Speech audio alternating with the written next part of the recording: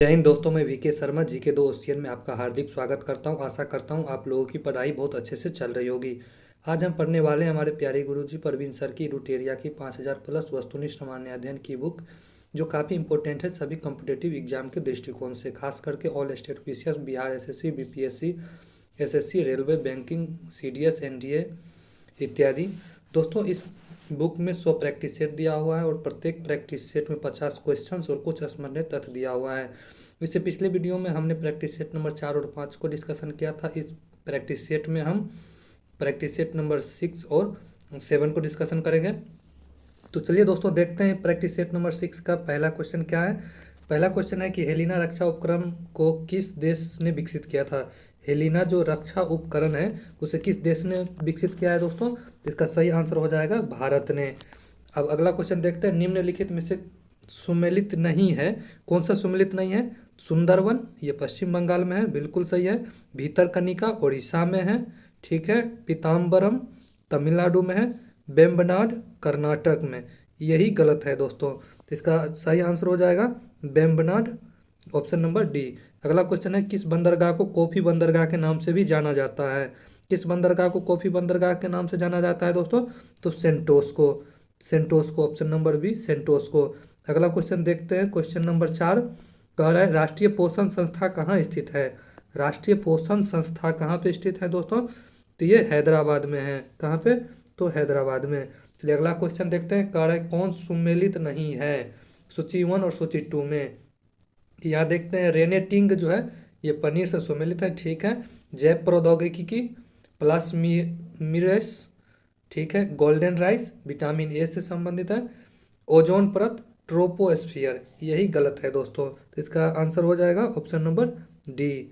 अगला देखते हैं, क्वेश्चन नंबर 6 कह रहा है, उष्ण कटिबंधीय सदाबहार वन भारत के किन किन क्षेत्रों में पाए जाते हैं। इसका सही आंसर हो जाएगा दोस्तों क्या? तो ऑप्शन नंबर सी, केवल 2 और 4। 2 में है अंडमान और निकोबार द्वीप समूह में, और 4 में है उत्तर पूर्वी क्षेत्र की पहाड़ियों में। तो इसका सही आंसर हो जाएगा ऑप्शन नंबर सी। चलिए अगला क्वेश्चन देखते हैं दोस्तों, क्वेश्चन नंबर 7 कह रहा है, हिमालयी पर्वत श्रृंखला किसका उदाहरण है। किसका उदाहरण है दोस्तों? तो हिमालयी पर्वत श्रृंखला एक वलित पर्वत का उदाहरण है। किसका? वलित पर्वत का उदाहरण है। अगला क्वेश्चन है, करेवा वैली स्थित है। करेवा वैली कहाँ पे स्थित है दोस्तों? तो ये कश्मीर में स्थित है। अगला क्वेश्चन है, किस आंदोलन के दौरान ऑपरेशन जीरो आवर चलाया गया था दोस्तों? तो ये भारत छोड़ो आंदोलन के दौरान जो है ऑपरेशन जीरो आवर चलाया गया था। अगला क्वेश्चन देखते हैं, क्वेश्चन नंबर 10। क्वेश्चन नंबर 10 में दोस्तों, किस व्यक्ति ने रोलेक्ट एक्ट को जानबूझकर की गई हत्या कहकर संबोधित किया था। किसने संबोधित किया था दोस्तों? तो ये CF एंड्रयूज ने इसे जानबूझकर हत्या की गई जो है ना कहकर संबोधित किया था। चलिए अगला क्वेश्चन देखते हैं, वन संरक्षण अधिनियम कब पारित किया गया था दोस्तों? वन संरक्षण अधिनियम 1980 में पारित किया गया था। अगला क्वेश्चन है, कौन सी गैस ग्रीन हाउस प्रभाव उत्पन्न करने वाली गैस है। तो इसमें कौन सा हो जाएगा? इनमें से सभी। कौन सा? जलवाष्प, मीथेन, ओजोन, ये सभी जो है ग्रीन हाउस प्रभाव उत्पन्न करती है। अगला क्वेश्चन है, सिगरेट में धुएं में मुख्यतः प्रदूषक होता है कौन कौन सा दोस्तों?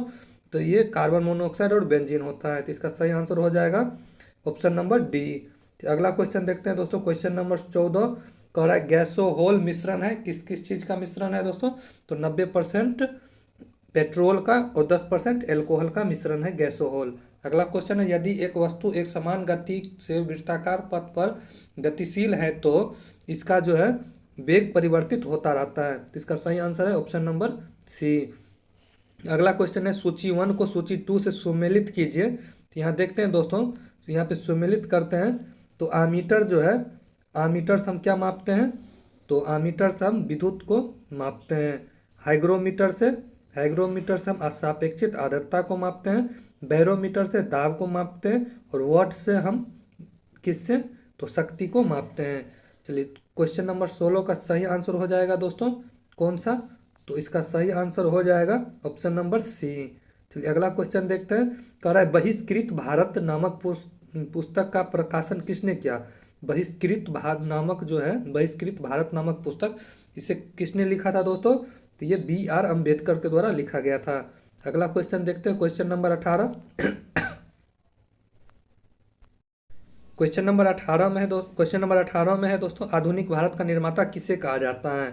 आधुनिक भारत का निर्माता किसे कहा जाता है? तो राजा राम मोहन राय को कहा जाता है। ऑप्शन नंबर डी इसका सही आंसर है।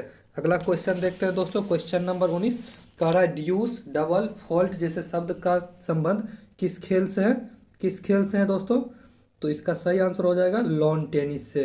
अगला क्वेश्चन देखते हैं, क्वेश्चन नंबर 20 कह रहा है प्राक्कलन समिति के संबंध में निम्न कथन पर विचार कीजिए। एक में इसमें सदस्यों की संख्या 25 होती है, इसके सदस्यों में सदस्य लोकसभा से और 15 राज्यसभा से होते हैं, इसका कार्यकाल 3 वर्ष का होता है, कोई भी मंत्री समिति का सदस्य नहीं हो सकता है, उपयुक्त में से कौन सही है? दोस्तों क्वेश्चन नंबर 20 का सही आंसर है केवल 4। केवल 4 जो है ये सही है। क्वेश्चन नंबर 21 देखते हैं, राज्यपालों की सम्मेलन की अध्यक्षता कौन करता है दोस्तों? क्वेश्चन नंबर 21 का सही आंसर है कौन अध्यक्षता करता है? तो ये राष्ट्रपति करता है। अगला क्वेश्चन देखते हैं, क्वेश्चन नंबर 22 में कह रहा है सूची 1 और सूची 2 को सही मिलान करें। तो ये भाग 5 जो है ये किससे संबंधित है दोस्तों? तो संघ सरकार से संबंधित है। भाग 10 ये अनुसूचित जाति और जनजाति क्षेत्र से संबंधित है। भाग 15 ये निर्वाचन से संबंधित है और भाग 20 ये संविधान संशोधन से संबंधित है। इसका सही आंसर हो जाएगा ऑप्शन नंबर डी। अगला क्वेश्चन देखते हैं दोस्तों, क्वेश्चन है जो कह रहा है आयरलैंड के संविधान से भारतीय संविधान में लिया गया है। आयरलैंड के संविधान से जो है क्या चीज लिया गया था दोस्तों? तो ये उपयुक्त में से सभी लिया गया था। क्या क्या लिया गया था? तो राज्य के नीति निर्देशक सिद्धांत, राष्ट्रपति की निर्वाचन पद्धति, राज्यसभा के लिए सदस्यों का नामांकन। अगला क्वेश्चन देखते हैं दोस्तों, क्वेश्चन नंबर 24 कौन सा अनुच्छेद उच्चतम न्यायालय को अभिलेख न्यायालय का दर्जा देता है? कौन देता है दोस्तों? अनुच्छेद 215 के तहत जो है उच्च न्यायालय को अभिलेख न्यायालय का दर्जा मिलता है। अगला क्वेश्चन है भारत का संविधान किस प्रकार का है? तो इसका सही आंसर है ऑप्शन नंबर सी साधारणतः एकात्मक तथा विशेष स्थिति में संघात्मक। अगला क्वेश्चन है दोस्तों, भारत का संविधान कहता है कि अवशिष्ट अधिकार किसके पास रहेंगे दोस्तों? तो ये संघ के संसद के पास रहेंगे। अगला क्वेश्चन देखते हैं दोस्तों, क्वेश्चन नंबर 26। क्वेश्चन नंबर 26 तो देख लेते हैं। अगला क्वेश्चन देखते हैं, क्वेश्चन नंबर 27 करा किस प्रस्ताव को पारित किए जाने पर मंत्रिपरिषद को इस्तीफा देना पड़ता है? किस प्रस्ताव को दोस्तों? तो अविश्वास प्रस्ताव को। अगला क्वेश्चन देखते हैं, लोक लेखा समिति से संबंधित तथ्यों में सही कौन है? एक में इसमें कुल 22 सदस्य होते हैं लोक लेखा समिति में, इसमें राज्यसभा के 15 सदस्य होते हैं। इस समिति के सदस्यों के प्रतिवर्ष अनुपातिक प्रतिनिधि के आधार पर चयन किया जाता है। दोस्तों क्वेश्चन नंबर 28 का सही आंसर है ऑप्शन नंबर 1 और 3 सही है। एक में क्या है दोस्तों? तो इसमें कुल 22 सदस्य होता है और 3 में इस समिति के सदस्यों को प्रतिवर्ष अनुपातिक प्रतिनिधि के आधार पर चयन किया जाता है। अगला क्वेश्चन है गिल्ट एज्ड मार्केट किससे संबंधित है दोस्तों? गिल्ट एज्ड मार्केट तो ये जो है सरकारी प्रतिभूतियों के व्यापार से संबंधित है। इसका सही आंसर है ऑप्शन नंबर सी। अगला क्वेश्चन देखते हैं दोस्तों, क्वेश्चन नंबर 30 कह रहा है चालू खाते के संदर्भ में किस वर्ष रुपये को पूर्ण रूप से परिवर्तनीय घोषित कर दिया? किस वर्ष किया था दोस्तों? तो ये 1994 में किया गया था। कब? 1994 में। अगला क्वेश्चन है डायामेंटिना गर्त या खाई किस महासागर में स्थित है? किसमें है दोस्तों? तो ये हिंद महासागर में है। अगला क्वेश्चन है बरमूडा त्रिभुज का त्रिकोण किस महासागर में स्थित है? किस महासागर में है? तो ये उत्तरी पश्चिमी अटलांटिक महासागर में है। किसमें? उत्तरी पश्चिमी अटलांटिक महासागर में है। अगला क्वेश्चन देखते हैं दोस्तों, क्वेश्चन नंबर 33 करा आग्नेय चट्टान ग्रेनाइट का रूपांतरी रूप है कौन सा है दोस्तों? इसका रूपांतरी रूप तो इसमें नीस है। अगला क्वेश्चन है अंतरिम सरकार में मुस्लिम लीग के कितने प्रतिनिधि शामिल हुए थे? कितने प्रतिनिधि शामिल हुए थे दोस्तों?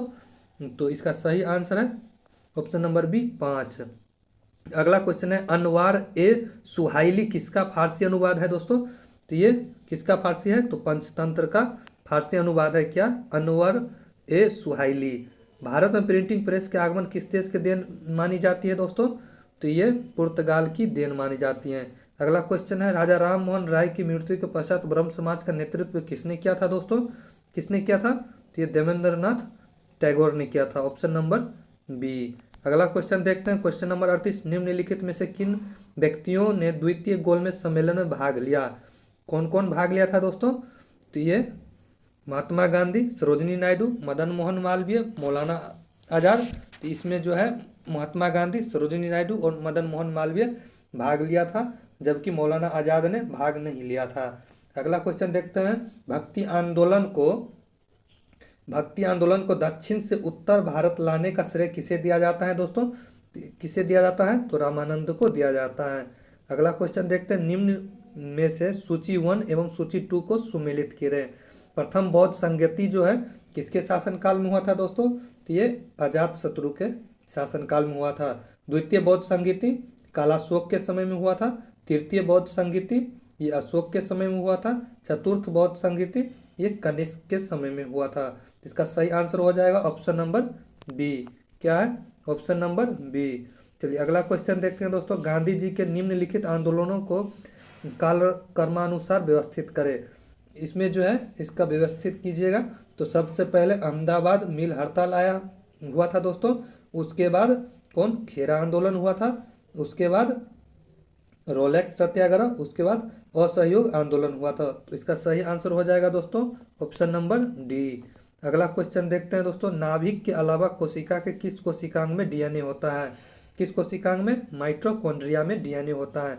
किन गुणों में हार्मोन में एंजाइम से भिन्न होते हैं? किन गुणों में हार्मोन एंजाइम से भिन्न होते हैं दोस्तों? ये सभी प्रोटीन नहीं है इस गुण में। चलिए अगला क्वेश्चन देखते हैं, क्वेश्चन नंबर 44। इसमें कह रहा है, निम्न में से कौन सा रोग विटामिन ए की कमी के कारण होता है? तो इसका सही आंसर है दोस्तों जीरोफ्लेथेलमिया। क्या है दोस्तों? जीरोफ्लेथेलमिया। ऑप्शन नंबर बी इसका सही आंसर है। एक बायोटिक जिसमें अल्ट्रासोनिक ध्वनि का उपयोग किया जाता है, किसमें किया जाता है दोस्तों? तो ये सोनोग्राफी में अल्ट्रासोनिक ध्वनि का उपयोग किया जाता है। यदि लोलक की लंबाई 4 गुनी कर दी जाए तो लोलक के झूलने की अवधि पर क्या प्रभाव पड़ेगा दोस्तों? तो क्या प्रभाव पड़ेगा? तो 2 गुनी हो जाएगी। चलिए अगला क्वेश्चन देखते हैं, वायु अंगार गैस में मुख्यतः घटक होते हैं। क्या क्या होता है दोस्तों? तो इसमें कार्बन मोनोऑक्साइड होता है, नाइट्रोजन होता है और कार्बन डाइऑक्साइड होता है। इसका सही आंसर हो जाएगा ऑप्शन नंबर ए। चलिए अगला क्वेश्चन देखते हैं, क्वेश्चन नंबर 48। इसमें कह रहा है, कौन सा हार्मोन पीयूष ग्रंथि से स्रावित नहीं होता है? कौन सा हार्मोन है जो पीयूष ग्रंथि से स्रावित नहीं होता है दोस्तों? तो ये कौन सा है? तो कैल्सीटोनिन है। कौन सा? कैल्सीटोनिन है। मादा जनन तंत्र में किसको मुख्य जनन अंग कहा जाता है दोस्तों? किसको? तो डिंब वाहिनी नलिका को जो है मादा जनन तंत्र में मुख्य अंग माना जाता है। अगला क्वेश्चन है, निम्नलिखित में से कौन सा कार्बोहाइड्रेट पाचन का अंतिम उत्पाद है? कौन सा है दोस्तों? तो ग्लूकोज है। जैसा कि हम शुरू में ही बताए थे कि प्रत्येक प्रैक्टिस सेट के अंत में जाके कुछ असामान्य तत्व होता है, तो इसमें भी असामान्य तत्व हम देखते हैं। क्या है? तो कह रहा है, महाजनपद एवं उसकी राजधानी। मगध महाजनपद था, उसकी राजधानी कहाँ पे था दोस्तों? तो गिरिवर्ज राजगिरी था। अंग का चंपा था। वज्जी का वैशाली। काशी का वाराणसी। वत्स्य का कौशाम्बी। कुरु का इंद्रप्रस्थ। कंबोज का हाटक। अस्मक का पोटली। कौशल का श्रावस्ती। अवंती का उज्जैन। मल्ल का कुशावती। पंचाल का अहिच्छत्काम्प्लिय। चेदी का शक्तिमती। मत्स्य का विराटनगर। सूरसेन का मथुरा। गंधार का तक्षशिला। चलिए अगला प्रैक्टिस सेट देखते हैं दोस्तों। प्रैक्टिस सेट नंबर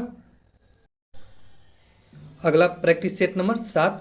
इसका पहला क्वेश्चन है, कौन सा मोनोसेक्राइड कार्बोहाइड्रेट नहीं है? इसका सही आंसर हो जाएगा दोस्तों सुक्रोज। सुक्रोज जो है मोनोसेक्राइड कार्बोहाइड्रेट नहीं है। अगला क्वेश्चन देखते हैं दोस्तों, कह रहा है, किस शैली में प्रसिद्ध गया स्थित विष्णुपद मंदिर बना है? विष्णुपद मंदिर जो है किस शैली में बना हुआ है? तो नागर शैली में बना हुआ है दोस्तों। नागर शैली में। जितने भी दक्षिण भारत में मंदिर बनते हैं वो किस शैली में होते हैं? तो द्रविड़ शैली में। और उत्तर भारत में नागर शैली में। एहोल प्रस्ती अभिलेख रचयिता कौन है? एहोल जो प्रस्ती है उस अभिलेख का रचयिता कौन है दोस्तों? इसका सही आंसर हो जाएगा रवि कीर्ति। कौन है दोस्तों? रवि कीर्ति। तो अगला क्वेश्चन देखते हैं, सतलज और काली नदियों के बीच स्थित हिमालय के भाग को किस नाम से जाना जाता है दोस्तों? तो सतलज और काली नदी के जो बीच के स्थित हिमालय के भाग को हम कुमाऊं हिमालय कहते हैं। क्या कहते हैं? कुमाऊं हिमालय। द्वितीयक प्रदूषक निम्नलिखित में से कौन सा है? कौन सा है द्वितीयक प्रदूषक दोस्तों? तो ये स्मोग है। अगला क्वेश्चन है बंधुआ मजदूरी व्यवस्था का निराकरण संविधान के किस अनुच्छेद से संबंधित है? तो ये अनुच्छेद 23 से संबंधित है। अगला क्वेश्चन देखते हैं दोस्तों, क्वेश्चन नंबर 7 करा विद्युत धारिता का मात्रक क्या होता है? इलेक्ट्रिक कैपेसिटी का मात्रक क्या होता है दोस्तों?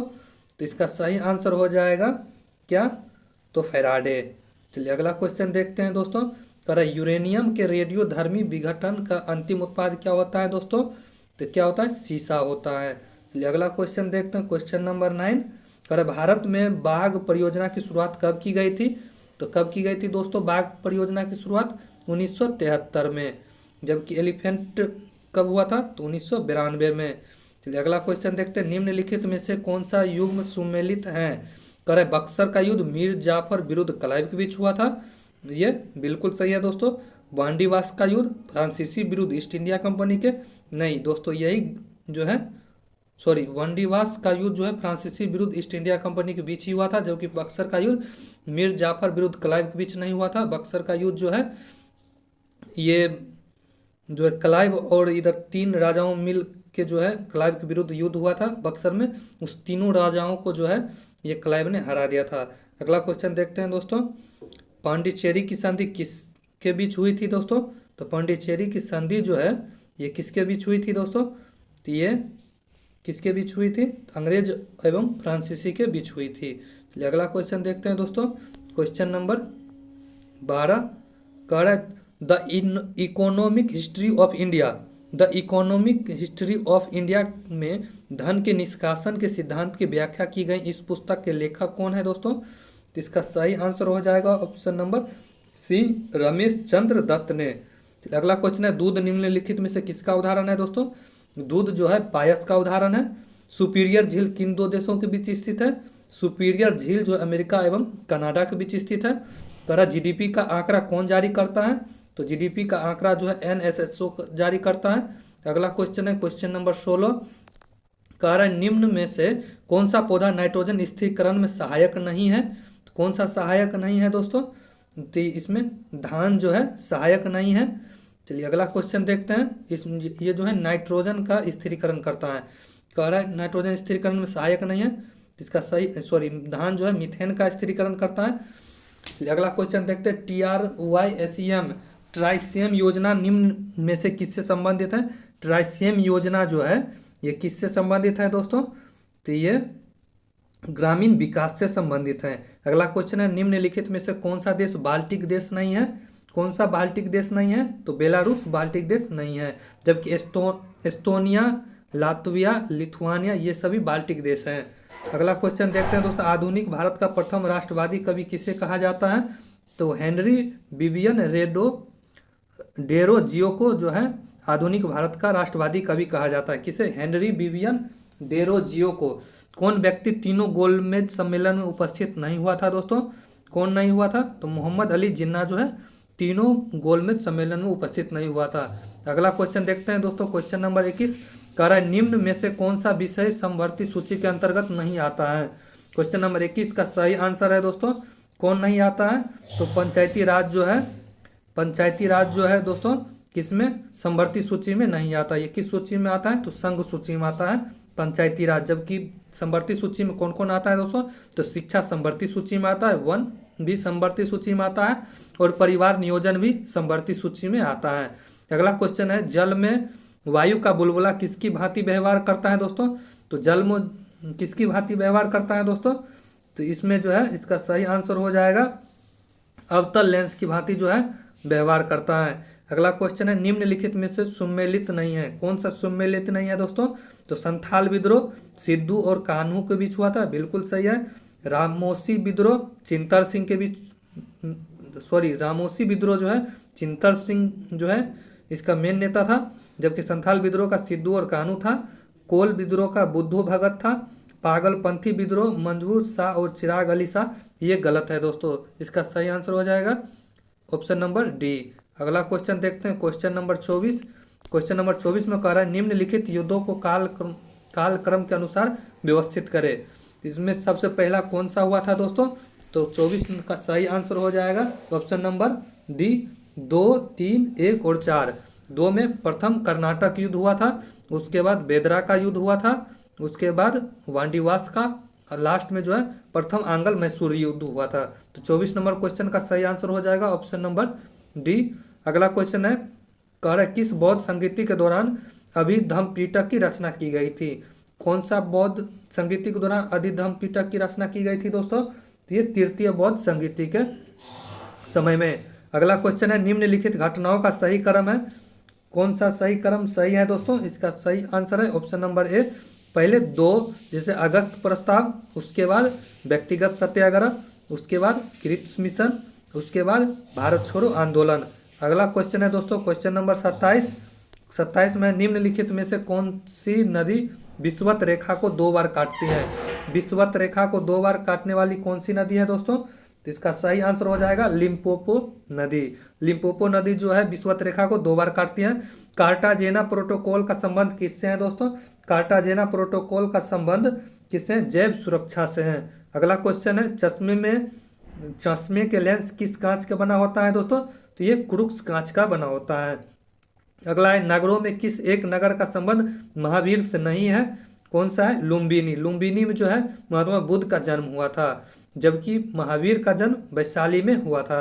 अगला क्वेश्चन देखते हैं दोस्तों क्वेश्चन नंबर 31, कह रहा है निम्न में से सही सुमिलित नहीं है। कौन सा सही सुमिलित नहीं है दोस्तों? चंदेल वंश की राजधानी कहाँ पे है? खजुराहो या महोबा में? ये बिल्कुल सही है दोस्तों। अगला क्वेश्चन देखते हैं दोस्तों, क्या जो सोलंकी जो वंश था उसका राजधानी कहाँ पे था दोस्तों? अनिलवारा में था, प्रतिहार का कन्नौज में था, कलचूरी का अजमेर। ये गलत है दोस्तों। चलिए इसका सही आंसर हो जाएगा दोस्तों ऑप्शन नंबर डी। ये जो है 31 नंबर क्वेश्चन का आंसर है। मोढेरा का सूर्य मंदिर किस राज्य में स्थित है दोस्तों? मोढेरा का सूर्य मंदिर जो है किस राज्य में? तो ये गुजरात में है। अगला क्वेश्चन देखते हैं, निम्न में से कौन नहीं सुमिलित नहीं है दोस्तों? कौन नहीं सुमिलित है? इसका सही आंसर है ऑप्शन नंबर सी, महजर नामा 1578 में। ये गलत है दोस्तों, ये सुमिलित नहीं है। जबकि अकबर द्वारा जजिया कर समाप्ति 1564 में हुआ था। दीन ए इलाही धर्म 1582 में चलाया गया था। तीर्थ यात्री पर समाप्ति जो है, तीर्थ यात्री पर जो कर समाप्ति था वो 1563 में हुआ था। इसका सही आंसर हो जाएगा कितना नंबर दोस्तों? क्वेश्चन नंबर 33 का सही आंसर है महजर नामा, ये सुमिलित नहीं है। चलिए अगला क्वेश्चन देखते हैं दोस्तों क्वेश्चन नंबर 34, कह रहा है मनसबदारी व्यवस्था में 2 अस्पा सिंह अस्पा का प्रचलन किसने किया था दोस्तों? तो ये जहांगीर ने किया था। किसने किया था? जहांगीर ने किया था। अगला क्वेश्चन है, चौसा का युद्ध कब हुआ था दोस्तों? चौसा का युद्ध 1539 में हुआ था, ये सभी जानते हैं। कौन सा विकल्प बंधनों की क्रियाशीलता के सही क्रम है? तो ये इसमें जो है एकल बंध उससे मजबूत होता है द्विबंध, उससे मजबूत होता है त्रिबंध। चलिए अगला क्वेश्चन देखते हैं क्वेश्चन नंबर 37, कह रहा है निम्न में से किस अंग में आवश्यकता से अधिक शर्करा या कार्बोहाइड्रेट ग्लाइकोजन के रूप में संचित रहते हैं? किस में संचित रहता है दोस्तों? तो क्वेश्चन नंबर 37 का सही आंसर है ऑप्शन नंबर सी, यकृत में। कह रहा है अगला क्वेश्चन, किस योजना काल में 14 बैंकों का राष्ट्रीयकरण किया गया था? किस योजना में दोस्तों? तो चौथी राष्ट्रीय योजना में। अगला, जिन वस्तुओं का उपयोग साथ साथ किया जाता है उन्हें क्या कहा जाता है दोस्तों? उसे पूरक वस्तुएं कहा जाता है। अगला क्वेश्चन देखते हैं, भारतीय मानक समय रेखा किस राज्य से होकर नहीं गुजरती है दोस्तों? किससे होकर नहीं गुजरती है? तो ये हिमाचल प्रदेश से नहीं गुजरती है। इसका सही आंसर हो जाएगा ऑप्शन नंबर डी। चलिए अगला क्वेश्चन देखते हैं दोस्तों क्वेश्चन नंबर 41, कह रहा है निम्नलिखित में से कौन सुमेलित नहीं है? कह रहा है जो चांगला जो दर्रा है ये जम्मू कश्मीर में है, बिल्कुल सही है दोस्तों, ये जम्मू कश्मीर में ही है। सिपकिला दर्रा कहाँ पे? हिमाचल प्रदेश में, बिल्कुल सही। बोमडीला दर्रा उत्तराखंड में, नहीं ये गलत है। बोमडीला दर्रा कहाँ पे है? तो ये अरुणाचल प्रदेश में है। नाथुला दर्रा सिक्किम में, ये सही है। तो 41 का सही आंसर हो जाएगा ऑप्शन नंबर सी, जो कि सुमेलित नहीं है। अगला क्वेश्चन है, भारत में पश्चिमी तट की अपेक्षा पूर्वी तट पर चावल की पैदावार अधिक होती है, क्यों होता है दोस्तों? तो पूर्वी तट पर जो है ना पश्चिमी तट से चौड़ी है तथा डेल्टा क्षेत्र है। पूर्वी तट जो है पश्चिमी तट से चौड़ी है तथा डेल्टा क्षेत्र है। इसका सही आंसर हो जाएगा ऑप्शन नंबर डी। अगला क्वेश्चन है दोस्तों क्वेश्चन नंबर 43, कह रहा है केंद्र और राज्य विधायी संबंध संविधान के किस भाग में उपबंध किया गया है दोस्तों? तो ये भाग 11 में है। भाग 11 में जो है केंद्र और राज्य विधायी संबंध संविधान के जो है उपबंध किया गया है। अगला क्वेश्चन देखते हैं दोस्तों क्वेश्चन नंबर 44, क्वेश्चन नंबर 44 में कह रहा है राष्ट्रपति पर महाभियोग की प्रक्रिया प्रारंभ करने के लिए कितने सदस्यों का हस्ताक्षर होना जरूरी है। कितना चाहिए दोस्तों हस्ताक्षर, तो ये जो सदन आरोप लगाया उस सदन का 1/4 होना जरूरी है दोस्तों। तो इसका सही आंसर हो जाएगा ऑप्शन नंबर ए। अगला क्वेश्चन है कह रहा है निम्न में से किस परिस्थिति में किसी संसद सदस्य की सदस्यता समाप्त हो जाती है। किस स्थिति में दोस्तों, तो उपयुक्त में से सभी परिस्थिति जो है इसका सही आंसर है ऑप्शन नंबर डी। क्या क्या है, कह रहा है यदि वह सदन की अनुमति के बिना 60 दिन की अवधि से अधिक समय तक सदन की सभी बैठक में अनुपस्थित रहता है, यदि उससे सदन द्वारा निष्कासित कर दिया जाता है, यदि न्यायालय उस चुनाव को अमान्य या शून्य करार देता है, तो इस स्थिति में जो है कोई भी संसद की सदस्यता जो है समाप्त किया जा सकता है। अगला क्वेश्चन है क्वेश्चन नंबर 46, कह रहा है भारत के राष्ट्रपति को हटाया जा सकता है। भारत के राष्ट्रपति को जो है किसके द्वारा हटाया जा सकता है दोस्तों, तो भारत के संसद के द्वारा जो है भारत के राष्ट्रपति को भी हटाया जा सकता है। किस अनुच्छेद के अंतर्गत राज्य निर्वाचन आयोग का प्रावधान किया गया है। राज्य निर्वाचन आयोग का प्रावधान दोस्तों अनुच्छेद 243 के में किया गया है। 243 के में किस संविधान संशोधन में पिछड़े वर्ग संबंधित आयोग का प्रावधान किया गया है।